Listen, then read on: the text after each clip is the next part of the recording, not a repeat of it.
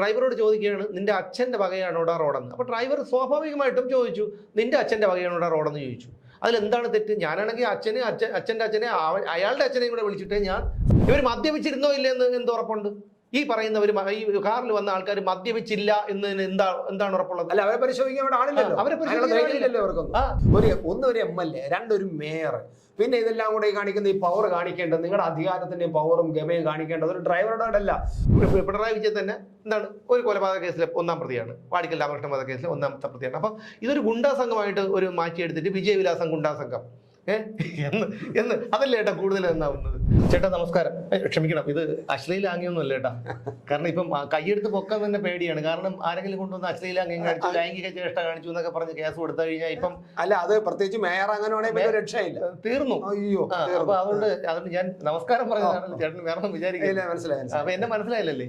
എന്നെ മനസ്സിലായോ? ആരാണ്? അതെന്ത് ചോദ്യം നിങ്ങൾ ഈ ചോദിക്കുന്നത്? അല്ല, എനിക്ക് സുമേഷ് ആണെന്ന് അറിയാം. സുമേഷ് ആണെന്നറിയാം, അല്ലാതെ ഞാൻ ആരാണെന്ന് നിങ്ങൾക്ക് അറിഞ്ഞൂടെ? നാട്ടിലെ മേയറാണോ?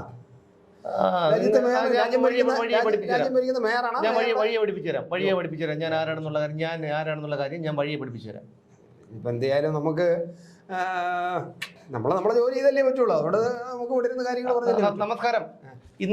മിനിയാന്ന് രാത്രി നമ്മുടെ തിരുവനന്തപുരം മേയർ ആര്യ രാജേന്ദ്രനും ഭർത്താവും MLAയുമായ സച്ചിൻ ദേവും തിരുവനന്തപുരം പാളയം സാഫല്യം കോംപ്ലക്സിന് മുന്നിൽ KSRTC ബസ് ഡ്രൈവറോട് കാണിച്ച പൊറാട്ട് നാടകങ്ങളൊക്കെ നമ്മളൊക്കെ കണ്ടതാണ്, കണ്ട് ചിരിച്ചതാണ്. ഇപ്പോൾ മേയറുടെ വാദങ്ങളെല്ലാം പൊളിച്ചുകൊണ്ട്, കാരണം മേയറുടെ വാദം പൊളിയാൻ വേണ്ടി തെളിവുകളൊന്നും വേണ്ടായിരുന്നു. കാരണം നാക്കെടുത്താൽ നുണയെ പറയൂ. കാരണം നമുക്ക് എല്ലാ കാര്യങ്ങളും, അവരുടെ പല കാര്യങ്ങളും നമുക്ക് നോക്കിയാൽ അറിയാൻ കഴിയും. അപ്പോൾ എന്താണ്, കോർപ്പറേഷനിൽ നടന്ന പല വിഷയങ്ങളും, പല വെട്ടിപ്പുകളും, നികുതി വെട്ടിപ്പുകളും, അഴിമതികളും, അങ്ങനെ എല്ലാ കാര്യങ്ങളും, ഏത് കാര്യങ്ങൾ നോക്കിയാലും മേയർ ആര്യ രാജേന്ദ്രൻ പലതവണ മാധ്യമങ്ങളുടെ അടക്കം മുന്നിൽ ആറ്റുകാലിൽ പൊങ്കാല ഇടാത്ത പൊങ്കാലയ്ക്ക് വേണ്ടി മാലിന്യം ക്ലീൻ ചെയ്യാൻ വേണ്ടി 3,51,000 എത്രയോ രൂപ എഴുതിയെടുത്തതാണ് കോവിഡ് കാലത്ത് പൊങ്കാല ഇല്ലാത്ത സമയത്ത്. അതുകൂടാതെ അവിടെ ഈ മാലിന്യം നീക്കം ചെയ്യാൻ വന്ന തൊഴിലാളികൾക്ക് ഏത്തപ്പഴവും പൊറോട്ടയും ചിക്കനും കുപ്പിവെള്ളവും വാങ്ങിച്ചു കൊടുത്ത വകയിൽ 42,000 വേറെ. പിന്നെ എന്താണ്, ഭൂനികുതി തട്ടിപ്പ്, കെട്ടിട നികുതി തട്ടിപ്പ്, പട്ടികജാതി ഫണ്ട് തട്ടിപ്പ്, അങ്ങനെ പല പല കാര്യങ്ങൾ. അതൊക്കെ പോട്ടെ. ഇപ്പൊ നമ്മുടെ വിഷയം അതൊന്നുമല്ല. അതല്ല, നമ്മളെ മോളിലിരിക്കുന്ന ആള് 100 തട്ടുമ്പോ താഴെ ഇരിക്കുന്ന മേയർ 10 തട്ടം. ഞാൻ അതാ പറയുന്നത്. എനിക്ക് ഈ ചില പഴഞ്ചൊല്ല് കേൾക്കുമ്പോൾ, പണ്ട് പഴഞ്ചൊല്ല് പഠിച്ചപ്പോൾ നമുക്കറിയില്ലായിരുന്നു ഈ പഴഞ്ചൊല്ലിന്റെ പ്രസക്തി എന്താണെന്നൊക്കെ നമുക്കറിയാം. നമ്മൾ വിചാരിക്കും എന്താണ് പഴഞ്ചൊല്ല്, ഓരോ പഴഞ്ചൊല്ലൊക്കെ കേൾക്കുമ്പോൾ നമ്മൾ വിചാരിക്കും ഇതെന്ത് പഴഞ്ചൊല്ലെന്നൊക്കെ വിചാരിക്കും. പക്ഷെ ഇപ്പോഴാണ് മനസ്സിലാവുന്നത്. അതായത് ഈ എന്താണ് അങ്ങനെ പല കാര്യങ്ങളുണ്ട്. അതിൽ ഈ അല്പനർത്ഥം വന്നാൽ അർദ്ധരാത്രിക്കും കുട പിടിക്കും എന്നുള്ള ഒരു പഴഞ്ചൊല്ല് പണ്ട് മുതലേ കേൾക്കുന്നതാണ്. പക്ഷെ അത് ഇത്രത്തോളം അർത്ഥവത്താണെന്ന് എനിക്ക് ബോധ്യമായത് പിണറായി വിജയൻ്റെ ഈ ഓരോ ചെയ്തികൾ കാണുമ്പോഴാണ്. അത് ഇന്നലെ എനിക്ക് ഇവരുടെ കാര്യത്തിലും ബോധ്യമായി. കാരണം ഒരു KSRTC ബസ്, ചേട്ടാ ഞാൻ ഇതിന് ഇവിടെ ഞാൻ ഡ്രൈവറായിരുന്നു. അപ്പോൾ എനിക്കറിയാം ഇതിൻ്റെ ബുദ്ധിമുട്ട്, ഹെവി വണ്ടി ഓടിക്കുന്നതിൻ്റെ ബുദ്ധിമുട്ട്, അതുപോലെ നമ്മൾ പിന്നെ എന്താണ് അതിൻ്റെ ബുദ്ധിമുട്ടൊക്കെ നമുക്കറിയാം. അപ്പോൾ അതുകൊണ്ട് നമ്മൾ ഇപ്പോഴാണ് നമ്മൾ ഈ കാർ സ്വന്തമായിട്ട് കാറിലേക്ക് മാറുന്നത്. പണ്ട് ഹെവി വണ്ടിയൊക്കെ ഓടിച്ചുകൊണ്ടിരിക്കുമ്പോൾ ആ വാഹനം ഓടിക്കുന്നതിൻ്റെ ബുദ്ധിമുട്ട് നമുക്ക് നന്നായിട്ട് മനസ്സിലാവും. അപ്പോൾ ഈ സ്ഥിരമായിട്ട് ഞാൻ ഈ ലോങ് ട്രിപ്പൊക്കെ പോയിട്ട് ബസ് KSRTC ബസ്സിൽ യാത്ര ചെയ്യാൻ ഇഷ്ടപ്പെട്ടിരുന്ന ഒരാളാണ്. ഇപ്പോൾ പിന്നെ എന്ന് വെച്ച് കഴിഞ്ഞാൽ അതിനുള്ള സാഹചര്യം ഇല്ലാത്തതുകൊണ്ടാണ്. അപ്പോൾ ഈ KSRTC ബസ്സിൽ നമ്മൾ സത്യം പറഞ്ഞു കഴിഞ്ഞാൽ നമ്മളൊക്കെ ആണെങ്കിൽ ഇവിടെ നിന്ന് എറണാകുളം വരെ പോകുമ്പോൾ 10,000 എണ്ണത്തിന് ചീത്ത പിടിച്ചിട്ടാണ് പോകുന്നത്. കാരണം എന്ന് വെച്ച് കഴിഞ്ഞാൽ ഈ ഓരോരുത്തർ വന്ന് പ്രത്യേകിച്ചും ചില കുറുകെ വയ്ക്കുമ്പോഴും നമുക്ക് ദേഷ്യം വരും, അല്ലാതെ തന്നെ ദേഷ്യം വരും. അവരെ വിളിക്കുന്നതല്ല, നമ്മൾ മനസ്സിലെങ്കിലും ഇങ്ങനെ പറഞ്ഞുകൊണ്ട് പോകും. പക്ഷേ ഇവരെ കാര്യം എന്നാലും KSRTC ഡ്രൈവർമാർ എന്തുമാത്രം ക്ഷമയോടുകൂടിയാണ് അവർ ഈ വാഹനം ഓടിക്കുന്നത്. ഞാൻ അത്ഭുതപ്പെട്ടിട്ടുണ്ട്. ഞാനങ്ങനെ ഉണ്ടെങ്കിൽ വഴിയിൽ ഈ വണ്ടി കളഞ്ഞിട്ട് ഇറങ്ങിപ്പോയേനെ. കാരണം തൃശ്ശൂരിൽ നിന്ന് വരുന്ന വണ്ടി തൃശ്ശൂരിൽ നിന്ന് തിരുവനന്തപുരത്ത് എത്തണമെങ്കിൽ ഒരു 8-9 മണിക്കൂർ, ഇപ്പോഴത്തെ ട്രാഫിക് ബ്ലോക്കിൽ ഈ റോഡ് പണി നടക്കുന്നത് കൊണ്ടും ഒരു 8-9 മണിക്കൂർ വേണം. ഈ 8-9 മണിക്കൂറിനുള്ളിൽ ഇവർ എത്ര സ്റ്റോപ്പുകളിൽ ആളിറക്കുകയും കയറ്റുകയും ചെയ്യണം? മാത്രമല്ല വരുന്ന റോഡ് അതിനിടയ്ക്ക്. അപ്പൊ ട്രാഫിക് ജാം, ഈ ഒരു കൃത്യമായിട്ട് ശമ്പളവും ഇല്ല. ആ ശമ്പളം ഇല്ലാതെ വരുന്ന ഒരാൾ, നമ്മൾ സത്യം പറഞ്ഞാലേ എനിക്ക് അവരുടെ അടുത്ത് ഭയങ്കര ഇഷ്ടമുള്ളൊരു ടീമാണ് ഈ ഡ്രൈവർമാർ. എന്നാൽ ചിലരില്ല എന്നല്ല, കാരണം എന്ന് വെച്ചാൽ ചിലർ അങ്ങനെയുള്ളവരുണ്ട്, ഇല്ലെന്നല്ല. പക്ഷേ ഇവരെന്ന് പറഞ്ഞു കഴിഞ്ഞാൽ അത്രയ്ക്ക് ഇവിടുന്ന് മിന്നൽ മിന്നൽ സർവീസൊക്കെ കൊണ്ടുപോകുന്നവർ, വഴിക്കടവ് പോകുന്നവർ. ഇന്നലെ ആ ഇഷ്യൂ ഉണ്ടായ ഡ്രൈവർ യദു സ്ഥിരമായി വഴിക്കടവ് ഓടിക്കൊണ്ടിരുന്ന ആളാണ്. അതായത് തിരുവനന്തപുരം ഡിപ്പോയിൽ നിന്ന് ഏറ്റവും ലോങ് പോകുന്നത് വഴിക്കടവാണ്. അപ്പോൾ വഴിക്കടവിലൂടെ പോയിക്കൊണ്ടിരുന്നത്. അപ്പോൾ ഇത്രയും വാഹനങ്ങൾ ഇത്രയും കിലോമീറ്റർ ഓടിക്കുമ്പോൾ ഞാൻ വണ്ടി ഓടിക്കാൻ ഇഷ്ടപ്പെടുന്ന ഒരാളാണ്. പക്ഷേ അത് കാറായതുകൊണ്ട് നമുക്ക് അതിൻ്റെതായ ബുദ്ധിമുട്ടില്ല. നമുക്ക് ഇഷ്ടമുള്ളപ്പം നിർത്താം, ഇഷ്ടമുള്ളപ്പോൾ സ്പീഡിൽ പോകും, ഇഷ്ടമുള്ളപ്പം അല്ലാതെ എന്തോണം ചെയ്യാം. പക്ഷെ അതുപോലെയല്ല KSRTC ബസ് എന്ന് പറഞ്ഞാൽ അവർക്ക് അതിൻ്റെ നിയമങ്ങൾ പാലിക്കണം, യാത്രക്കാരുടെ സൗകര്യങ്ങൾ നോക്കണം, ഇതെല്ലാം ചെയ്യണം, സമയക്രമം പാലിക്കണം, ഇതെല്ലാം ചെയ്യണം. ആ ഒരു മനുഷ്യൻ കാരണം അയാൾ രാത്രി 10 മണി കഴിഞ്ഞപ്പോഴാണ് ഈ സംഭവം ഉണ്ടാകുന്നത്. അതായത് ഞാൻ ചുരുക്കി പറഞ്ഞുതരാം. തിരുവനന്തപുരം പട്ടത്ത് ഈ ബസ് നിർത്തി ആളിറക്കിയിട്ട് വണ്ടി അവിടെ നിന്ന് ബസ് എടുത്തപ്പോൾ ഒരു ചുവന്ന വാഗണർ കാർ ഇതിനെ ഓവർടേക്ക് ചെയ്യാൻ ഹോൺ അടിക്കുകയും പിന്നെ അവസാനം പ്ലാമൂട് ജംഗ്ഷനിൽ വെച്ച് ഈ വണ്ടി ഓവർടേക്ക് ചെയ്യുകയും ഈ വണ്ടി ഓവർടേക്ക് ചെയ്തതിന് ശേഷം ബസ്സിന് കയറി പോകാൻ പറ്റാത്ത രീതിയിൽ ഒരു ഓട്ടോറിക്ഷയ്ക്ക് പാരലായിട്ട് ഈ വാഹനം ഓടിക്കുകയും ഒക്കെ ചെയ്തു. അതിനുശേഷം പാളയം ട്രിഡ സാഫല്യം കോംപ്ലക്സിന്റെ മുമ്പിൽ എത്തുമ്പോഴാണ് ഈ ബസ്സിന്റെ മുമ്പിൽ ഈ വാഹനം കൊണ്ട് തടഞ്ഞിട്ടിട്ട് 2 പേര് ചാടി ഇറങ്ങുന്നു. വേറൊരുത്തൻ മുണ്ടെടുത്തുകൊണ്ട് ഇറങ്ങിയിട്ട് അവനോട് ചോദിക്കുക, ഡ്രൈവറോട് ചോദിക്കുകയാണ്, നിന്റെ അച്ഛൻ്റെ വകയാണോടാ റോഡെന്ന്. അപ്പോൾ ഡ്രൈവർ സ്വാഭാവികമായിട്ടും ചോദിച്ചു, നിന്റെ അച്ഛൻ്റെ വകയാണോടാ റോഡെന്ന് ചോദിച്ചു. അതിലെന്താണ് തെറ്റ്? ഞാനാണെങ്കിൽ അച്ഛൻ്റെ അച്ഛനെ അയാളുടെ അച്ഛനെയും കൂടെ വിളിച്ചിട്ട് ഞാൻ സത്യം പറഞ്ഞു കഴിഞ്ഞാൽ. കാരണം എന്തിനു നമ്മൾ മറ്റുള്ളവരുടെ മുമ്പിൽ ചെന്ന് ആവശ്യമില്ലാതെ നമ്മൾ തല താഴ്ത്തി നിൽക്കേണ്ട കാര്യമില്ലല്ലോ. നമുക്കെല്ലാവർക്കും ഇവിടെ ജീവിക്കാനുള്ള അവകാശമുണ്ട്. ഈ വന്നവൻ ആരും ആയിക്കോട്ടെ, അവൻ ഇനിയിപ്പോൾ എത്ര ഉന്നത പദവിയിലുള്ളവരോ എത്ര സമ്പന്നനോ ആയിക്കോട്ടെ, എന്ത് വന്നാലും കൂലിപ്പണിയെടുത്ത് ജീവിക്കുന്നവൻ്റെ അത്രയും അന്തസ്സ് ഒരു രാഷ്ട്രീയക്കാരന് ഇല്ല. കാരണം അവന്റെ ചെലവിലല്ലേ ഈ രാഷ്ട്രീയക്കാരൻ ജീവിക്കുന്നത്. ഈ കൂലിപ്പണിക്കാരന്റെ ചെലവിലല്ലേ ഈ രാഷ്ട്രീയക്കാരൻ ജീവിക്കുന്നത്. പിന്നെ നമ്മൾ എന്തിനാ അവനെയൊക്കെ ബഹുമാനിക്കുന്നത്? ബഹുമാനിക്കേണ്ട ഒരാവശ്യമില്ല. അപ്പൊ അയാൾ പറഞ്ഞത് എന്താണ്? എനിക്കറിയില്ല. അച്ഛനെ വിളിച്ചു. അപ്പോൾ ഈ ആൾ തിരിച്ച് അച്ഛനെ വിളിച്ചു. അയാൾ സമ്മതിക്കുന്നുണ്ട്. അതിനുശേഷം ഈ മുണ്ടെന്ന് വെച്ചാൽ മുണ്ടെടുത്തവൻ കയറി ബസ്സിലിരിക്കുന്നു. ബസ് ഒതുക്കിയിട്, ഞാൻ പോവില്ല എന്ന് പറയുന്നു. ഇതിനിടയ്ക്ക് ഒരു മോഡേൺ ഡ്രസ്സുകാരി ചാടി ഇറങ്ങുന്നു. നമ്മുടെ സാക്ഷാൽ മേയർ ആര്യ രാജേന്ദ്രൻ ചാടി ഇറങ്ങുന്നു. മേയറുട്ടി. അപ്പോൾ അവരുടെ ആ ഒരു ബോഡി ലാംഗ്വേജ് കാണുമ്പോൾ നമുക്കറിയാം. ആ ബോഡി ലാംഗ്വേജ് കാണുമ്പോൾ നമുക്കറിയാം അവരുടെ ഒരു രോഷവും ധാർഷ്ട്യവും എന്ത്. അത് ഇപ്പം ഞാനൊരു കാര്യം ചോദിച്ചോട്ടെ, ഇവർ പറയുന്നു അതിനുശേഷം ഒരു MLA, അതായത് സച്ചിൻ ദേവ് DGP വിളിക്കുന്നു. ഉടനെ കന്റോൺമെന്റ് പോലീസ് സ്ഥലത്തെത്തുന്നു. ആര്യ രാജേന്ദ്രൻ ഗാപി ഗണേഷ് കുമാറിനെ വിളിക്കുന്നു. KSRTC വിജിലൻസ് സ്ഥലത്തെത്തുന്നു. ഈ ഡ്രൈവർ ലഹരി ഉപയോഗിച്ചിരുന്നു എന്നുള്ളൊരു സംശയം പറഞ്ഞതിനെ തുടർന്ന് അദ്ദേഹത്തിനെ ജീപ്പിൽ കയറ്റി മെഡിക്കൽ എടുക്കാൻ കൊണ്ടുപോയി. അപ്പോൾ അയാളൊരു മനുഷ്യനല്ലേ, അയാൾക്ക് അഭിമാനമൊന്നുമില്ലേ? അപ്പോൾ അയാൾ ഒരു KSRTC ഡ്രൈവറെ വിളിച്ച് പോലീസ് ഇങ്ങനെ കൊണ്ടുവരുമ്പോൾ ആൾക്കാർ വിചാരിക്കും, ഇവൻ വെള്ളം അടിച്ചിട്ട് അങ്ങനെ വിചാരിക്കില്ലേ? അപ്പം ഇവർക്കുള്ള അതേ അവകാശം അദ്ദേഹത്തിനും ഇല്ലേ? അപ്പം ഞാൻ പറയുന്നു, ഇവർ മേയർ ആര്യ രാജേന്ദ്രൻ പറയുന്നു, ഞങ്ങളൊരു വിവാഹ സൽക്കാരത്തിന് പോയിട്ട് വരുന്ന വഴിയാണെന്ന്. ഞാൻ പറയുന്നു, ഇവർ മദ്യപിച്ചിട്ടാണ് വന്നത്. എന്ത് ചെയ്യും? കാരണം മദ്യപിച്ചിട്ട് വരാതെ ഞാൻ ചോദിച്ചോട്ടെ, സ്വയബോധത്തിൽ വരുന്ന ഒരാൾ ഇതുപോലെ ബസിന്റെ മുമ്പിൽ കയറുകയും ബസിന്റെ മുമ്പിൽ കാർ തടഞ്ഞിട്ട് അയാളെ ചീത്ത വിളിക്കുകയും ഇത്രയും പട്ടി ഷോ കാണിക്കുകയും ചെയ്യുമായിരുന്നു. പട്ടി ഷോ എന്താ കാണിച്ചത്? പട്ടി ഷോ ആണ് കാണിച്ചത്. ഞാൻ പറഞ്ഞത് ഇവർ മദ്യപിച്ചിട്ടാണ് വന്നതെന്ന് പറയും. എന്ത് ചെയ്യും? ഇവർ മദ്യപിച്ചിരുന്നോ ഇല്ലെന്ന് എന്ത് ഉറപ്പുണ്ട്? ഈ പറയുന്നവർ ഈ കാറിൽ വന്ന ആൾക്കാർ മദ്യപിച്ചില്ല എന്നതിന് എന്താണ് ഉറപ്പുള്ളത്? അല്ല, അവരെ പരിശോധിക്കാൻ അവരെ ഡ്രൈവർ എന്ന് പറഞ്ഞാൽ തൊഴിലാളിയാണ്. ഇവര് തൊഴിലാളി വർഗ പാർട്ടിയാണ്. മരിച്ചിടന്നാൽ പോലും അവിടെ ചെന്ന് കാണിക്കുന്നവരാണ്. പക്ഷേ കന്റോൺമെന്റ് പോലീസ് കൊണ്ടുപോയി ഈ യദുവാണ് ആദ്യം പരാതി കൊടുത്തത്. പക്ഷെ പോലീസ് പരാതി എടുക്കാൻ തയ്യാറായില്ല. ആര്യ രാജേന്ദ്രൻ കൊടുത്ത പരാതിയിൽ കേസെടുക്കുകയും ചെയ്തു. സ്ത്രീത്വത്തെ അപമാനിച്ചു, അശ്ലീല ചേഷ്ടകൾ കാണിച്ചു. എന്നിട്ടൊരു ന്യായം കൂടാ, സ്ത്രീകൾ കേരളത്തിലെ മൊത്തം സ്ത്രീകൾക്ക് ഇറങ്ങി നടക്കാനുള്ളത് കൊണ്ടാണ് ഞാൻ നിയമപരമായിട്ട് മുന്നോട്ട് പോയതെന്ന്. അങ്ങനെയാണെങ്കിൽ P.K. ശശിയും P. ശശിയൊക്കെ പിടിച്ച് അകത്തിടണം. ആദ്യം അവരെ പിടിച്ച് വീട്ടിൽ നിന്ന് വെളിയിറങ്ങാൻ സമ്മതിക്കരുത്. ഇവിടുത്തെ സ്ത്രീകൾക്ക് ഒരു പ്രശ്നമില്ല. ഈ പറയുന്ന അന്തംഗമ്മികൾ ഇറങ്ങായിരുന്നത്. ഇന്നലെയും നമ്മുടെ കൊയിലാണ്ടിയിൽ കേളുവേട്ടൻ സ്മാരക CPM ഓഫീസാണ്. കേളുവേട്ടൻ സാറിന്റെ ഓഫീസിൽ ഒരു ആൺകുട്ടിയെ പ്രകൃതി വിരുദ്ധ പീഡനത്തിന് ഇരയാക്കാൻ പോയ അവിടുത്തെ ബ്രാഞ്ച് സെക്രട്ടറി. ഒന്ന് ആലോചിച്ച് നോക്ക്, ഇവന്മാര് പീഡിപ്പിക്കാൻ ഇത് പുറത്ത് വരാത്ത എത്രയോ എണ്ണമുണ്ട്. നമ്മളിവിടെ ഈ മലയങ്കീഴത്തെ കാര്യം എടുത്താൽ അറിയാം. ഒരു DYFI നേതാവ് ജിനേഷ്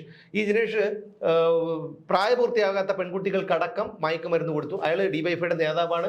ഇവിടെ ഈ കേരള യൂണിവേഴ്സിറ്റിയിൽ പഠിച്ചുകൊണ്ടിരുന്ന ഒരാളാണ് അദ്ദേഹം. 30ഓളം പോലീസ് ഈ മൊബൈൽ ഫോൺ പിടിച്ചെടുത്തപ്പോൾ 30ഓളം സ്ത്രീകളുമായും പെൺകുട്ടികളുമായും മയക്കുമരുന്ന് ഉപയോഗിക്കുന്നതിന്റെയും ലൈംഗിക ബന്ധത്തിൽ ഏർപ്പെടുന്നതിന്റെയും ദൃശ്യങ്ങൾ ഉണ്ടായിരുന്നു എന്നാണ് പറയുന്നത്. അപ്പം അതാണ് ഇവരുടെ പാർട്ടിയിലുള്ള. വേറെ ഏതെങ്കിലും പാർട്ടിക്കാർ ഇതെല്ലാം ചെയ്യുന്നു? ഇനി വേറെ ഏതെങ്കിലും പാർട്ടിക്കാരാണ് ഇന്നലെ ഈ പട്ടി ഷോ ആരും കാണിക്കില്ല, കാരണം അവരൊക്കെ മര്യാദ പാവപ്പെട്ടവരാണ്, അവർ കാണിക്കില്ല. ഒരു പാർട്ടിക്കാരും കാണിക്കില്ല, BJP കാണിക്കില്ല, മുസ്ലിം ലീഗുകാർ കാണിക്കില്ല, കോൺഗ്രസ്സുകാർ കാണിക്കില്ല, ആരും കാണിക്കില്ല. പക്ഷേ ഇത് അറിയാലോ. അപ്പോൾ അവർ കാണിച്ചു, ഈ പട്ടി ഷോ കാണിച്ചു. ഇവർ വെറുതെ വിടുമായിരുന്നോ? എന്താവുമായിരുന്നു ഇന്നലെ? അപ്പൊ നിങ്ങൾ ഒരു തൊഴിലാളിയെ ബോധപൂർവം ഇല്ലാതാക്കാനും തൊഴിലാളിക്കെതിരെ പിന്നെ പ്രതിഷേധിക്കാനും അല്ലെങ്കിൽ തൊഴിലാളിയെ അധിക്ഷേപിച്ചു എന്ന് പറഞ്ഞവർ പറഞ്ഞല്ല. അതായത് ഇന്നലെ അത് ആ ദൃശ്യങ്ങൾ കണ്ടപ്പോഴേ, കാരണം ഇവരൊരു ജനപ്രതിനിധികളാണ് ഈ രണ്ടുപേരും. ആര്യ രാജേന്ദ്രനും സച്ചിൻ ദേവും ജനപ്രതിനിധികളാണ്. അവർക്ക് സമൂഹത്തോടും ഭരണകൂടത്തോടും ഈ ഇവിടുത്തെ ഭരണഘടനയോടും ഒക്കെ നമ്മളെക്കാൾ, ഒരു സാധാരണ പൗരനേക്കാൾ കൂടുതൽ ഉത്തരവാദിത്തം കൂടുതലുള്ളവരാണ്. അവരാണ് പൊതുനിരത്തിൽ ഒരു സർക്കാർ വാഹനത്തെ, ഒരു പൊതുഗതാഗത സംവിധാനം നടത്തുന്ന ഒരു വാഹനത്തെ ഒരു വാഹനം കുറുക്കിയിട്ട് തടഞ്ഞു വെച്ചത്. അതിൽ 10-15ഓളം യാത്രക്കാരുണ്ടായിരുന്നു. ആ യാത്രക്കാരെല്ലാം പെരുവഴിയിൽ ഇറക്കി വിട്ടു. അതായത് സാധാരണക്കാരന് നീയൊക്കെ പിന്നെ വണ്ടിയിൽ പോകണ്ട, ഈ വണ്ടി കയറണ്ട, നിനക്ക് വേണമെങ്കിൽ നടന്നു പോയിക്കോ. അതായത് വെറും 2 കിലോമീറ്ററേ ഉള്ളൂ അവിടുന്ന് തമ്പാനൂർ ഡിപ്പോയിലെത്താൻ. പോലീസിനെങ്കിലും ഒരു കാര്യം ചെയ്യാമായിരുന്നു, ഈ 2 കിലോ വെറുതെ കൊണ്ടുവന്ന ആൾക്കാരെ ഇറക്കി ആ വണ്ടി അവിടെ ഇട്ടിട്ട് വാ എന്ന് പോലീസിന് പറയാമായിരുന്നു, അല്ലെങ്കിൽ അങ്ങനെ ചെയ്യാമായിരുന്നു. പക്ഷെ ഒരുപക്ഷെ പോലീസിന് സമ്മർദ്ദമാണ്. ഒരിക്കലും ഒരു അണുകിട പോലും പോലീസിനെ കുറ്റപ്പെടുത്താൻ കഴിയില്ല. കാരണം അയാളെ സ്റ്റേഷനിൽ കൊണ്ടിരുത്തിയതിന് ശേഷം പോലീസിന് പറയുന്നത് വെച്ചാൽ അവർ മേയറായിരുന്നു, നീ ഒരു കാര്യം ചെയ്ത് വിളിച്ച് അവരോടൊന്ന് മാപ്പ് പറ എന്ന് പറയുന്നതിന്റെ അടിസ്ഥാനത്തിലാണ് അദ്ദേഹം ഈ പിന്നെ മേയറൂട്ടിയെ വിളിക്കുന്നത്. അപ്പം പറഞ്ഞെന്ന് വെച്ചാൽ ഞങ്ങൾ നിയമപരമായിട്ട് പോകാൻ പോവുകയാണ് സഹോദര എന്ന് പറഞ്ഞെന്നാ പറയുന്നത്. അപ്പം പോലീസുകാർക്കറിയാം, അവര് പോലീസുകാർ തന്നെ പറഞ്ഞു എന്ന് പറഞ്ഞു അതൊരു ഈഗോയുടെ പ്രശ്നമാണെന്ന്.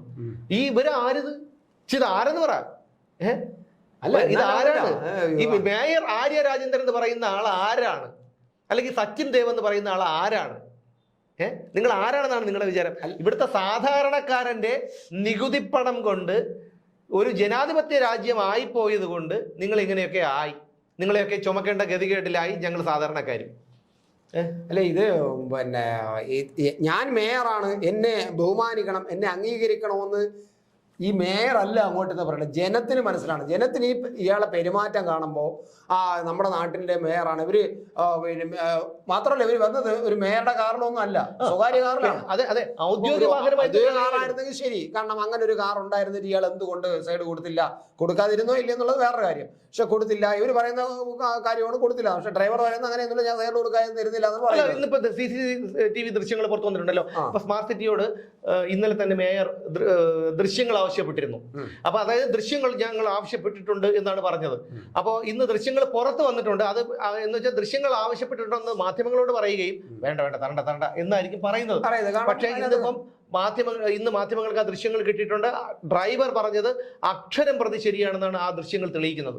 അല്ല, ഇവര് എന്തായാലും ഉല്ലസിക്കാൻ പോയതാണ്, വലിയൊരു പാർട്ടിക്ക് പോയതാണ്, ഉല്ലസിച്ച് വരികയാണ്. സ്വാഭാവികമായിട്ട് ഉല്ലസിച്ച് വരുമ്പം കാറിനകത്ത് അങ്ങനത്തെ ഒരു പ്രത്യേക മൂടുണ്ടാവും. ആ മൂഡിന്റെ ഒരു ബഹിർസ്ഫുടമാണ് നമ്മൾ ഈ കാണിച്ച പാവപ്പെട്ട ഈ തൊഴിലാളിയോട് കാണിച്ചതെന്നുള്ളതാണ് യാഥാർത്ഥ്യം. ഈ മേയർ അവരുടെ അധികാരം കാണിക്കേണ്ടത്, അവരെ അംഗീകരിക്കേണ്ടത് ഞാൻ നേരത്തെ പറഞ്ഞ പോലെ നമ്മുടെ പ്രവൃത്തിയിലൂടെയാണ് അവർ നമ്മളെ ബഹുമാനിക്കേണ്ടത്. അല്ലാതെ ഞാൻ മേയറാണ്ട് എന്നെ ഒന്ന് ബഹുമാനിച്ചോ എന്ന് അങ്ങോട്ടെന്ന് പറയുന്നത് അതൊരു തരം ഈ പറയുമ്പോൾ എന്താണ്? അല്ല ചേട്ടാ, ഇത് പിന്നെ നമ്മുടെ മേഘം സിനിമയിൽ ഓണർ ഷൺമുഖം ശ്രീനിവാസ് അവതരിപ്പിക്കുന്ന ഒരു കഥാപാത്രമുണ്ട്. പുതുപ്പണക്കാരനാണ്, ബഹുമാനിക്കാൻ വേണ്ടി അങ്ങോട്ട് പറയും. അതേപോലെ അഴകിയ രാവളിലെ മമ്മൂട്ടിയാണ്. ഇവരൊക്കെ എങ്ങനെയാണ് ഈ മേയറായത്? എത്രയോ മഹാന്മാര് അവിടെ കെട്ടിപ്പടുത്ത ഒരു പ്രസ്ഥാനം അല്ല, പാർട്ടിയുടെ വിഭാഗീയതയുടെ ഭാഗമായിട്ടാണ് ഇവിടെ ഈ കുട്ടി മേയറാവുന്നത്. ഈ ഇവര് ജമീല പ്രകാശം ഒരു പേര് ഞാൻ പറഞ്ഞു, അങ്ങനെ ജമീല അങ്ങനെ എന്തോ ആണ്. അവര് ആയിരുന്നു സീനിയർ ആയിട്ടുണ്ടായിരുന്ന. അപ്പൊ അവരായിരുന്നു പിന്നെ മേയർ ആകേണ്ടത്. പക്ഷെ പാർട്ടിക്കകത്തുള്ള വിഭാഗീയതയുടെ ഭാഗമായിട്ട് അവരെ ഒതുക്കിയിട്ട് ഒരാളിനെ കണ്ടെത്തിയിട്ട് ഒരു പുതിയ കുട്ടിയല്ലേ, ഒരു വലിയ ഇമേജ് ഉണ്ടായിക്കളയാം എന്നൊക്കെ പറഞ്ഞാണ്. ഇമേജ് മാത്രമല്ല ചേട്ടാ, ഇതിലൊരു ഒരു സന്ദേശം കൂടി കൊടുക്കുകയാണ് ഇവർ ഈ പുതുതലമുറയ്ക്ക്. അതായത് നിങ്ങൾ ഞങ്ങളോടൊപ്പം നിന്നോ, ഞങ്ങൾ ഞങ്ങളുടെ പാർട്ടിയിൽ നിന്ന് കഴിഞ്ഞാൽ ഈ ചെറിയ പ്രായത്തിൽ തന്നെ മേയറാവാം, എന്തുമാവാം, ഇങ്ങനെയൊക്കെ ഒരു സന്ദേശം കൂടി കൊടുക്കുകയാണ്. അതിപ്പോ മനസ്സിലായല്ലോ. ഇപ്പൊ അങ്ങനെ മനസ്സിലായി. ഇപ്പം ഈ പക്വതയും പിന്നെ എട്ടുമുട്ടും തിരിയാത്ത പക്വതയില്ലാത്ത സാധനങ്ങൾക്ക് ഇതുപോലുള്ള തിരുവനന്തപുരത്തെ കേരളത്തിന്റെ തലസ്ഥാന നഗരമായ കോർപ്പറേഷൻ പോലുള്ളിടത്ത് മേയർ സ്ഥാനം കൊടുക്കരുതെന്ന് ഇപ്പൊ പാർട്ടിക്ക് മനസ്സിലായി, CPM മനസ്സിലായി കാണും. ഇവിടെ മനസ്സിലാവും. പിണറായി വിജയനെ മുഖ്യമന്ത്രിയാക്കാമെങ്കിൽ പിന്നെ അവർക്ക് അതിന്റെ എല്ലാ കാര്യങ്ങളും പഠിച്ചുകൊണ്ടിരിക്കുകയാണല്ലോ, എല്ലാം മനസ്സിലായിക്കൊണ്ടിരിക്കുന്നുണ്ടല്ലോ. ഈ ഈ പറയുന്ന ഇത്രയും അഹങ്കാരം കാണിക്കുന്ന, ഇത്രയും പക്വത കാണിക്കാത്ത ഒരു കുട്ടിയെ പിടിച്ച് മേയറാക്കിയതിന്റെ ബുദ്ധിമുട്ടും അതിന്റെ വിലയും ഇപ്പോൾ CPM കൊടുക്കേണ്ടി വരും, ഉറപ്പാണ്. കാരണം ഇത് ഞാൻ പറയാൻ കാരണം എന്ന് പറഞ്ഞാല്, പണ്ട് പിന്നെ നെടുമങ്ങാട് MLA ആയ മാങ്കോട് രാധാകൃഷ്ണൻ ഇതുപോലൊരു ഡ്രൈവറെ ഇതുപോലെ വണ്ടി കൊണ്ട് നിർത്തിയിട്ട് അവൻ സൈഡ് കൊടുത്തില്ല എന്ന് പറഞ്ഞിട്ട് ഡ്രൈവറെ ചീത്ത വിളിച്ചിട്ടുണ്ട്, അടി കൊടുത്തിട്ടുണ്ട്. ഇതുപോലെ ഡോർ വലിച്ച് തുറന്ന് അടിയാൻ കൊടുത്തു. അത് വലിയ വിഷയമായി, വലിയ പ്രശ്നമായി. അത് അവസാനം പിന്നെ ഈ കേസ് MLA-ക്കെതിരെ കേസ് വന്നു, നിർബന്ധമായിട്ട് കേസ് എടുക്കേണ്ടി വന്നു. ആ കേസ് പിന്നെ ഈ MLA ചെന്ന് കാല് പിടിച്ചൊക്കെയാണ് പിന്നെ എങ്ങനെയൊക്കെയോ ആ കേസ് തീർത്തത്. പക്ഷെ പിന്നീട് ആ MLA നിയമസഭ കണ്ടില്ല. ഇതെല്ലാം കാണുകയാണ്. ഒരുത്തൻ ഇങ്ങോട്ട് അടിച്ചു കഴിഞ്ഞാൽ ഇനി ചത്താലും ശരി, തിരിച്ച് ഒന്നടിച്ചു കഴിഞ്ഞാൽ 2 എണ്ണം തിരിച്ചു കൊടുത്തിരിക്കണം. അതിന് മന്ത്രിയല്ല, ഇനി അവന്റെ അപ്പുറത്തുള്ള ശരിയാണ് കൊടുത്തിരിക്കണം. കാരണം നമ്മൾ ഇവന്റെ ഒന്നും കീഴേ വീട്ടിൽ കഴിയേണ്ടവരല്ല, മനസ്സിലായോ? അപ്പം അതുകൊണ്ട് നമ്മളെന്തിനാ ഇവന്റെ കാടി കൊള്ളുന്നത്? ഇവര് അധികാരത്തിലിരിക്കുന്നവർ കുറച്ചും കൂടെ പക്വത കാണിക്കണ്ടേ? എന്തൊരു കട്ടമാണ്! ഒരു MLA, 2 ഒരു മേയർ, പിന്നെ ഇതെല്ലാം കൂടെ കാണിക്കുന്ന ഈ പവർ കാണിക്കേണ്ടത്, നിങ്ങളുടെ അധികാരത്തിന്റെയും പവറും ഗമയും കാണിക്കേണ്ടത് ഒരു ഡ്രൈവറുടെ അല്ല. വേണമെങ്കിൽ ന്യായമായിട്ട് ഡ്രൈവർ ഈ അനാവശ്യം കാണിച്ചിരിക്കുന്നു. അതാണ് ഞാൻ പറഞ്ഞത്.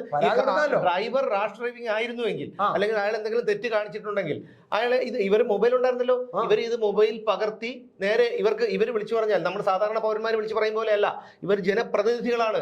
ഇവർക്ക് പിന്നെ ഗതാഗതം ഈ വിളിച്ചതുപോലെ ഗതാഗത മന്ത്രിയെയോ DGP-യെയോ കമ്മീഷണറെയോ അല്ലെങ്കിൽ പോലീസ് കൺട്രോൾ റൂമിലോ എവിടെ വേണമെങ്കിലും അവർക്ക് വിളിച്ചു പറയാം. പക്ഷേ എല്ലാ KSRTC ബസ്സിലും ഞാൻ എന്റെ ഡ്രൈവിംഗ് വളരെ റഷാണോ, ഡ്രൈവിംഗ് ആണോ എങ്കിൽ നിങ്ങൾ ഉടനെ തന്നെ വിളിക്കുക എന്ന് പറഞ്ഞ നമ്പർ എല്ലാ ബസ്സിന്റെ ബാഗിൽ ഒട്ടിച്ചിട്ടുണ്ട്. ഇപ്പോ ഒരു KSRTC ബസ്സിന് എല്ലാ നമ്പറും ഞാൻ ഓടിക്കുന്നത് മോശമായിട്ടാണ് ഓടിക്കുന്നത്, എന്റെ ഡ്രൈവിംഗ് മോശമാണോ എങ്കിൽ നിങ്ങൾ ഉടനെ തന്നെ ബന്ധപ്പെടുക എന്ന് പറഞ്ഞു. അപ്പൊ അങ്ങനെ കിടക്കുമ്പോൾ അതാണ് നിയമം. അപ്പൊ ഇത് ഈ മേയറും ഈ MLA-യും നിയമം കയ്യിലെടുക്കുകയാണ് ചെയ്യുന്നത്. നിയമത്തെ അനുസരിക്കേണ്ടവരും നിയമം പാലിക്കേണ്ടവരുമായ ഈ മേയറും ഈ MLA-യും നിയമം കയ്യിലെടുക്കുകയാണ് ഉണ്ടായത്. കാരണം ഇങ്ങനെ ഒരു പരാതി ഉണ്ടെങ്കിൽ നിങ്ങൾക്ക് പരാതി കൊടുക്കാനുള്ള ഓപ്ഷൻസ് ഉണ്ട്. അല്ല, ഇനി മറ്റൊരു കാര്യം കൂടിയുണ്ട്. നമ്മുടെ മുൻ രാഷ്ട്രപതി രാംനാഥ് കോവിന്ദ് അദ്ദേഹം കേരള സന്ദർശനത്തിലെത്തിയപ്പോൾ ശംഖുമുഖത്ത് വെച്ച് അദ്ദേഹത്തിന്റെ വാഹന വ്യൂഹത്തിലേക്ക് തന്റെ ഔദ്യോഗിക വാഹനം ഇടിച്ച് കയറ്റിയ ആളാണ് ഈ പറയുന്ന മേയർ ആര്യ രാജേന്ദ്രൻ. അങ്ങനെയാണെങ്കിൽ ഈ മേയർ ആര്യ രാജേന്ദ്രൻ എന്ത് ചെയ്യണമായിരുന്നു അന്ന്? കേരളത്തിലെ പൊതുജനങ്ങൾ ചിന്തിക്കട്ടെ. ഇന്ത്യയിലെ പ്രഥമ പൗരനാണ് രാഷ്ട്രപതി. ആ രാഷ്ട്രപതിയുടെ വാഹന വ്യൂഹത്തിലേക്ക് തന്റെ വാഹനം ഇടിച്ച് കയറ്റാൻ എന്ന് വെച്ചാൽ ഡ്രൈവർ പിന്നെ പറഞ്ഞത് മേയർ പറഞ്ഞിട്ടാണ് ഞാൻ പോയതെന്നാണ്. ഡ്രൈവറുടെ പറഞ്ഞാണ്. അപ്പൊ ഒന്ന് ആലോചിച്ച് നോക്കൂ, അവരുടെ ധാർഷ്ട്യം, അഹങ്കാരം. കമ്മിയാണ്, കമ്മ്യൂണിസ്റ്റ് ആണ്, എന്തുമാവാം എന്നുള്ളൊരു ധാർഷ്ട്യം ഉണ്ടല്ലോ. അതെന്തിനാണ് നമ്മളൊക്കെ സഹിക്കുന്നത്? എന്നിട്ട് ഏറ്റവും കൈരളിയിൽ ഇന്നലെ വന്ന വാർത്ത, അതായത് മേയർ ആര്യ രാജേന്ദ്രന്റെ വാഹനത്തെ വട്ടം വെച്ചു ഈ ഡ്രൈവർ ഗതാഗത തടസ്സം ഉണ്ടാക്കി എന്നൊക്കെ പറഞ്ഞിട്ടാണ് അതിൽ പച്ചക്കള്ളം. ആ ഡ്രൈവർ BMS-കാരനാണ്, അയാള് പിന്നെ ലഹരി ഉപയോഗിച്ചിരുന്നതായിട്ടുള്ള തെളിവുകൾ കിട്ടിയിട്ടുണ്ടെന്ന്. അയാൾ പരമനാറികളെ പിന്നെ അയാളെ മെഡിക്കൽ പരിശോധനയ്ക്ക് കൊണ്ടുപോയപ്പോൾ കിട്ടിയ റിപ്പോർട്ട് നെഗറ്റീവാണ്. മനസ്സിലായോ? നീയൊക്കെ എന്ത് മാധ്യമ പ്രവർത്തനമാണ് നടത്തുന്നത്? സത്യം പറയല്ല ചേട്ടാ, ഇവനൊക്കെ എങ്ങനെയാണ് ചേട്ടാ ഈ പറയുന്ന കള്ളത്തെ ഇപ്പോഴും മേയർ ആര്യ രാജേന്ദ്രൻ പറയുന്നത് പിന്നെ അങ്ങനെയല്ല, ഞാൻ വട്ടം വെച്ചിട്ടില്ല. ദൃശ്യങ്ങൾ തെളിവായി മുന്നിലുണ്ട്. ബോധമില്ലായിരുന്നു അപ്പൊ, സ്വയം വെളിവില്ലായിരുന്നു അപ്പോൾ ആ സമയത്ത്. ഇവന്മാരെല്ലാം പഴയ DYFI-കാരായി പോയതാണ്. ഇവര് MLA എന്നുള്ള സ്ഥാനവും മേയർ ആണെന്നുള്ളത് പെട്ടെന്ന് മറന്നു പോവുകയാണ്.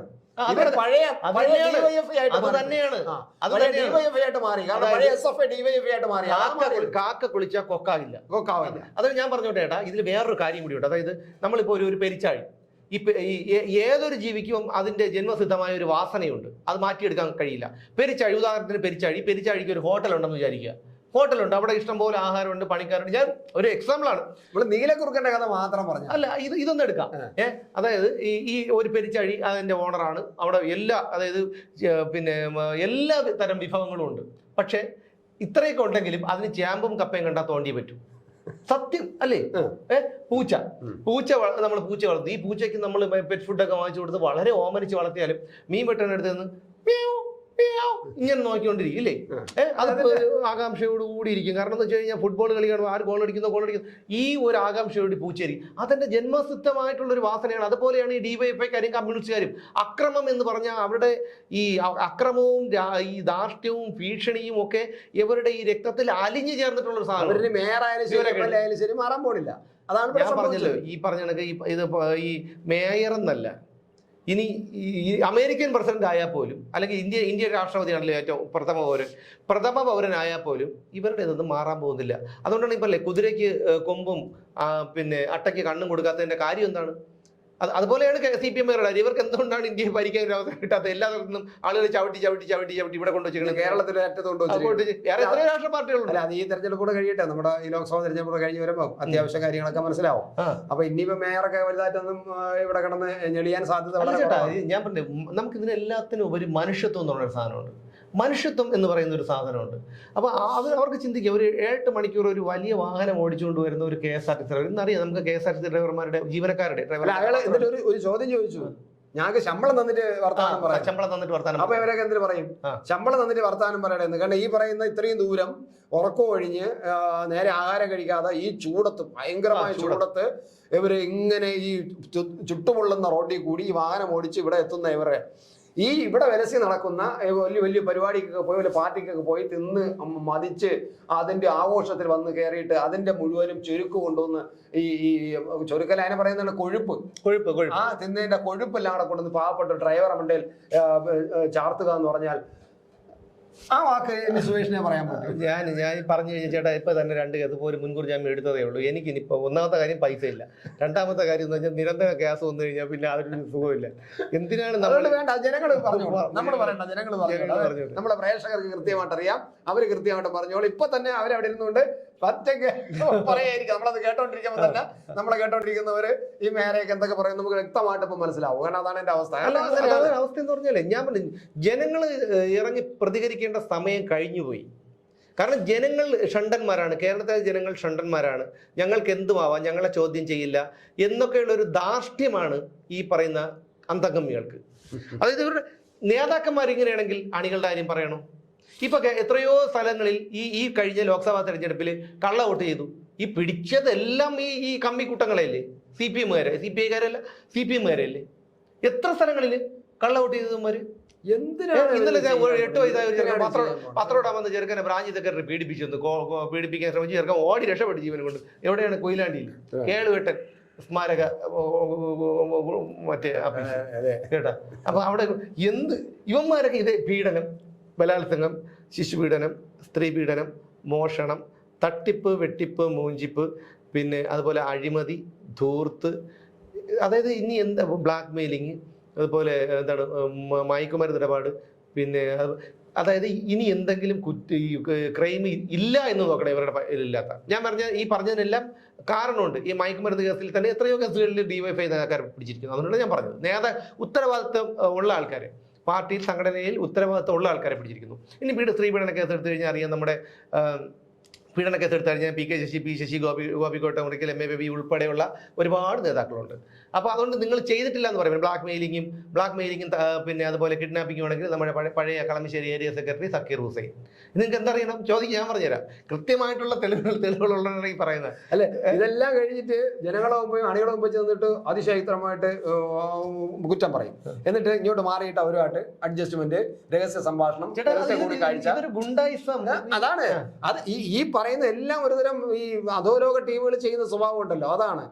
ഇന്നിപ്പം ഈ ആര്യാന്തരം ചെയ്തതും ഒരു അധോലോക ടീം ചെയ്യുന്നതാണ്. ഇവിടെ തിരുവനന്തപുരം പട്ടണത്തിലെ ഗുണ്ടകൾ പലതും ചെയ്യുന്നത് എങ്ങനെയാണ്? എത്ര വാർത്ത നമ്മൾ വായിച്ചിട്ടുണ്ട്, എത്ര വാർത്ത വായിച്ചിരിക്കുന്നത്. സൈഡ് കൊടുക്കാത്തതുകൊണ്ട് ഡ്രൈവറെ വണ്ടി തടഞ്ഞിട്ട് ആക്രമിച്ചു. അല്ല, അത് ആക്രമിച്ചു. ഞാൻ പറഞ്ഞ CPMന്റെ പേര് മാറ്റി വിജയവിലാസം ഗുണ്ടാ സംഘം എന്നാക്കണം. സത്യം അല്ല, ഒന്ന് ആലോചിക്കണം കേട്ടാ. അതല്ലേ, അത് ഒരു നേതാവ്, ആ നേതാവിന്റെ താഴെ കുറെ അംഗങ്ങൾ, അവർ കാണിക്കുന്നത് മൊത്തം ക്രൈം. അപ്പം ഞാൻ പറയുന്നത് ഈ CPM എന്ന് വെച്ചാൽ കമ്മ്യൂണിസ്റ്റ് പാർട്ടി ഓഫ് ഇന്ത്യ വളരെ മഹത്തായ ഒരു പ്രസ്ഥാനം. ഒരുപാട് മഹാന്മാരായ സഖാക്കൾ ചോരയും നീരും ജീവനും ജീവിതവും കൊടുത്ത് വളർത്തിയെടുത്ത ഒരു പ്രസ്ഥാനം. ആ പ്രസ്ഥാനത്തെ ഇപ്പോൾ ഒരു പിണറായിക്കാരൻ വിജയന്റെ കക്ഷത്താണുള്ളത്.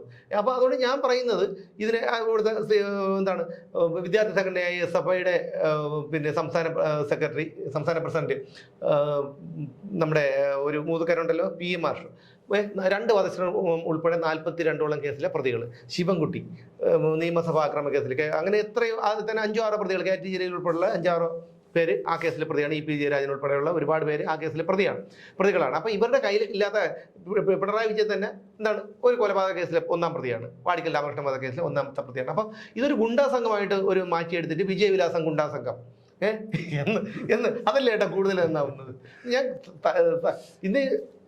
ഇതിനൊക്കെ കാരണം ഞാൻ ഉൾപ്പെടുന്ന ഇവിടുത്തെ സമൂഹമാണ്. അവിടെ കണ്ടുകൊണ്ടിരുന്ന ജനങ്ങൾ ഇറങ്ങണം. അപ്പ എവിടെ നീ മേയറാണോ MLA ആണോ അതൊക്കെ വീട്ടിൽ ഇവിടെ എന്ന് പറഞ്ഞ് ജനങ്ങൾ അവിടെ ഇറങ്ങി ഒരു ഇത് കണ്ട് അവിടെ പിടിച്ചു വെച്ച് ജനങ്ങൾ കേസ് എടുക്കണം എന്നൊരു നിർബന്ധം പിടിച്ച് അവിടെ നിന്ന് ആൾക്കാരും കടക്കാരും എല്ലാവരും കൂടെ വന്ന് ഈ പറയുന്ന MLA സ്ഥാനവും പോയി മേയർ സ്ഥാനവും പോയി രണ്ടുപേരും കൂടെ കൊച്ചിനെ കളിപ്പിച്ചുകൊണ്ട് വീട്ടിരിക്കുകയായിരുന്നു. അല്ല, അതൊക്കെ സംഭവിക്കുന്നേ. ഇനി കേരളത്തിൽ നിന്ന് ആ തരത്തിലൊക്കെ ഇനി ഒരു പഴഞ്ചൊല്ലും കൂടെ പറഞ്ഞോട്ട് കേട്ടോ. അതായത് മുല്ലപ്പൂമ്പൊടി ഏറ്റുകിടക്കാൻ കല്ലിനും ഉണ്ടാകും ഒരു സൗരഭ്യം എന്ന് പറഞ്ഞ് കുഞ്ചന്റെ പേര് പാടിയിട്ടുണ്ടായിരുന്നു. അപ്പൊ ഈ സച്ചിൻ ദേവ് എന്ന് പറഞ്ഞാൽ വളരെ ശാന്തനും സൗമ്യനുമാണെന്നാണ് ഞാൻ ധരിച്ചിരുന്നത്. പക്ഷെ എനിക്ക് ഇപ്പം മനസ്സിലായി അതെന്തുകൊണ്ടാണെന്ന് മനസ്സിലായി. എന്തായാലും സമ്പർക്ക ഗുണദോഷം എന്നൊക്കെ പറയുന്നത് അതായിരിക്കും സംഭവിച്ചത്. എന്തായാലും നമുക്ക് ഇതൊക്കെ ഞാൻ പറഞ്ഞത് ഇതൊക്കെ ഇനി കാണിക്കണം. നിങ്ങൾക്ക് കാണിക്കാൻ പറ്റുന്നത് മുഴുവൻ ഇത് കാണിച്ചുകൊണ്ടിരിക്കും. കാരണം ഇനി ഇലക്ഷൻ വരും, അതിന്റെ കാലഘട്ടമാണ്. കാരണം ഈ നാശകാലഘട്ടത്തിൽ ഇതുപോലെ പലതും കാണിച്ചുകൊണ്ടിരിക്കും. കാണിച്ചേ പറ്റൂ. അതൊരു പ്രപഞ്ചത്തിന്റെ ഒരു നിയമം, ഒരു നിയതിയുടെ ഒരു തമാശയാണ്. കാരണം ഇവരെ കൊണ്ട് ഇതെല്ലാം കാണിപ്പിച്ച് ജനത്തിന്റെ മുമ്പ് ഇവരെ വളരെ മോശമായിട്ട് ഇവർ ഇങ്ങനെയാണല്ലോ എന്ന് ജനത്തിന് മുമ്പ് വരുത്തും. അതത് സ്വാഭാവികമാണ്. അതുകൊണ്ട് അതിന്റെ ഒരു നിമിത്തവും കൂടി ഇപ്പൊ ആയും ഭാര്യയുടെ പിന്നെ MLA കൂടെ ആയി എന്നുള്ളത് അങ്ങനെ കണ്ടാൽ മതി. കാരണം അത് ഒരു നാശത്തിന്റെ കാരണം തന്നെ, ജീർണതയുടെ അവസാന ഘട്ടത്തിലേക്കാണ്. അപ്പൊ എന്തായാലും ആര്യ രാജേന്ദ്രനും ഈ പറയുന്ന സച്ചിൻ ദേവൊക്കെ മനസ്സിലാക്കേണ്ട ഒരു കാര്യമുണ്ട്. നിങ്ങളെ ബഹുമാനിക്കുന്ന അന്തം കമ്മികൾ കാണും. ഞങ്ങൾ ആരും നിങ്ങളെ ബഹുമാനിക്കുന്നില്ല.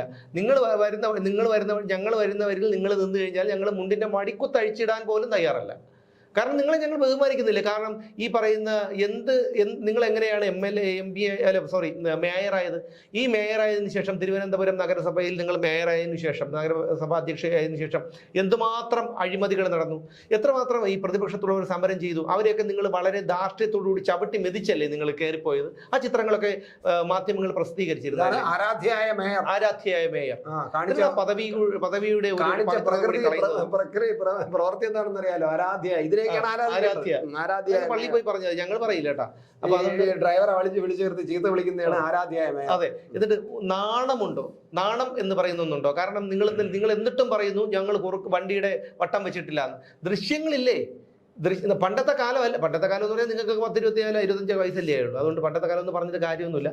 ഇത് അത് ഇപ്പോൾ സമൂഹ മാധ്യമങ്ങളിൽ ഉൾപ്പെടെ ഇത് പ്രചരിക്കുകയാണ്. ഒരു പാവം മനുഷ്യന്റെ അയാൾ 8-9 മണിക്കൂർ വാഹനം ഓടിച്ചിട്ട് വന്നിട്ട് അയാൾക്ക് വീണ്ടും 2.5 മണിക്ക് ഡ്യൂട്ടിയുള്ള ഒരു ഡ്രൈവറാണ്. രാത്രി 2:30-ക്ക്. അപ്പോൾ അയാൾ വന്നിട്ട് കുളിച്ചിട്ടൊന്ന് കിടക്കുമ്പോഴേക്കും 4 മണിക്കൂറോ മറ്റോ ഉറങ്ങാൻ കഴിയും. പിറ്റേന്ന് രാവിലെ വെളുപ്പാങ്കാലത്ത് തൃശ്ശൂർ എത്തിയതിന് ശേഷം അയാളുടെ മകനെ കാണാൻ പോകണം. അയാളുടെ ഭാര്യ ഡിവോഴ്സാണ്. അയാളുടെ വയസ്സായ അച്ഛനും അമ്മയും മകനും മാത്രമേ ഉള്ളൂ. അപ്പോൾ അതിന് പോകാൻ വന്ന ഒരു മനുഷ്യനാണ് പോലീസ് പിടിച്ചുകൊണ്ട് വന്നിട്ട് അവിടെ വിളിക്കുന്നത് ഇരുത്തിയത്. പക്ഷെ പോലീസിന് ഞങ്ങൾ ഒരിക്കലും കുറ്റം പറയില്ല. പോലീസിന്റെ കുഴപ്പമല്ല. കാരണം എന്ന് വെച്ച് കഴിഞ്ഞാൽ ഇതേപോലെ പിണറായിക്കാരൻ വിജയന്റെ കഷത്ത് ആഭ്യന്തര വകുപ്പ് ഇരിക്കുമ്പോൾ അയാളുടെ ആജ്ഞകൾ അനുസരിക്കാൻ ഉന്നത പോലീസ് ഉദ്യോഗസ്ഥരുള്ളപ്പോൾ ഇതല്ല താഴേക്കിടയിലുള്ള പോലീസ് ഉദ്യോഗസ്ഥർ ഇതുപോലെ പഴി കേൾക്കും. എന്നിട്ടും അവര് വളരെ അനുകൂലമായിട്ടുള്ള മെഡിക്കൽ ഈ ഡിഫിക്കാരനും കൂടെ ഒരു തന്നെ തൊഴിൽ കളയാൻ അവിടെയാണ് ഗണേഷ് കുമാറിന്റെ ആർജവം നമ്മൾ കാണേണ്ടത്. ഗതാഗത മന്ത്രി ഗതാഗത മന്ത്രി പറഞ്ഞതെന്ന് വെച്ച് കഴിഞ്ഞാല് പിന്നെ അയാളുടെ ജോലി കളയാൻ ഉദ്ദേശിക്കുന്നില്ല. പക്ഷെ മാറ്റി നിർത്തിയിട്ടുണ്ട്. അത് പിന്നെ ഇവന്മാരുടെ അധികൃതർ പറഞ്ഞ് മാറ്റി നിർത്താൻ, ഇനി ജോലിക്ക് പിന്നീട് മതി, കാര്യങ്ങൾ അന്വേഷിച്ചിട്ട് മതി, ഇപ്പൊ ജോലി കാരണം അപ്പൊ മാറ്റി നിർത്തലാണ്. ആ മാറ്റി ചിലപ്പോൾ സ്ഥിരമാവും. അത് പോവുകയും ചെയ്യും. അവനല്ലെങ്കിൽ വല്ല ലോറി പ്രൈവറ്റ് ബസ് അവന്റെ അണ്ടർവെയറിന്റെ അളവ് വരെ ഇന്നിപ്പോ അവര് തോണ്ടിയെടുത്തിട്ടുണ്ട്. അതായത് അവൻ നിയമത്തൊരു സ്ത്രീയോട് അപമര്യാദയായി പെരുമാറി, പിന്നെ വേറെ അങ്ങനെ പലതും സംഭവിക്കും. അങ്ങനെയാണെങ്കിൽ ഇവിടെ അപമര്യാദയായി പെരുമാറി നിങ്ങളിലുള്ള ഒരു നേതാവിനെ കാണിച്ചതാ. നല്ലതായിട്ട് ജനങ്ങളോട് മാന്യമായി പെരുമാറുന്ന ഒരു നേതാവിനെ, മറ്റു കാര്യങ്ങളൊക്കെ വിട്, ജനങ്ങളോട് മനുഷ്യത്വപരമായും മാന്യമായും പെരുമാറുന്ന ഒരു CPM നേതാവിനെ പറഞ്ഞതാ. എന്നിട്ട് മറ്റുള്ളവന്റെ മാന്യത അളക്കാം. അപ്പോൾ എന്തായാലും നിങ്ങളൊക്കെ ഇനിയും ഇത് കാണിക്കണം. കൂടുതൽ പരിഹാസ്യ പാത്രങ്ങളാകണം. ഈ ദൃശ്യങ്ങളൊക്കെ നിങ്ങൾ ഈ കാണിക്കുന്ന ഈ ദൃശ്യങ്ങൾ, ഈ കോപ്രായങ്ങളും കോമാളിത്തരങ്ങളും പട്ടിഷോയുടെ ഒക്കെ ദൃശ്യങ്ങൾ പഴയ കാലമല്ല. ഈ പറയുന്ന ആധുനിക സാങ്കേതിക വിദ്യകൾ ഉള്ളിടത്തോളം കാലം ഇതൊക്കെ നെറ്റിൽ ലഭ്യമാകും. നിങ്ങളുടെ മക്കളൊക്കെ വളർന്നു വരുമ്പോൾ നിങ്ങൾ കുറെ കൂടെയൊക്കെ ഇത് വരുമ്പോൾ ഞങ്ങൾക്ക് ട്രോളാൻ വേണ്ടി, ഈ ട്രോളാനൊക്കെ ഇതുപോലുള്ള ദൃശ്യങ്ങൾ ആവശ്യമാണ്. അതിലുപരി ഇനി അടുത്ത് തെരഞ്ഞെടുപ്പുകൾ ഇനിയും വരും. ഈ തെരഞ്ഞെടുപ്പുകൾക്ക് വരുമ്പോൾ ജനങ്ങളുടെ മനസ്സിൽ ഈ ദൃശ്യങ്ങൾ ഉണ്ടാകും. അപ്പോൾ അതിനൊക്കെ മറുപടി അവർ തെരഞ്ഞെടുപ്പിൽ കുടിക്ക് തരും. നിങ്ങളുടെ ഈ അധികാരമെല്ലാം പോയി അവസാനം ബംഗാളിൽ നിന്ന് സഹാക്കൾ ഇവിടെ നിന്ന് പൊറോട്ട അടിക്കുകയും കല്ല് ചുമക്കുകയും കരുവാട് ഉണക്കുകയും ഒക്കെ ചെയ്യുന്നത് പോലെ നിങ്ങൾക്കും ആ ഒരു അവസ്ഥ വരും. അതിന് യാതൊരു തർക്കവുമില്ല എന്ന് പറഞ്ഞുകൊണ്ട് നിർത്തുന്നു. നമുക്ക് വീണ്ടും കാണാം മറ്റൊരു വിഷയത്തിലൂടെ നാളെ.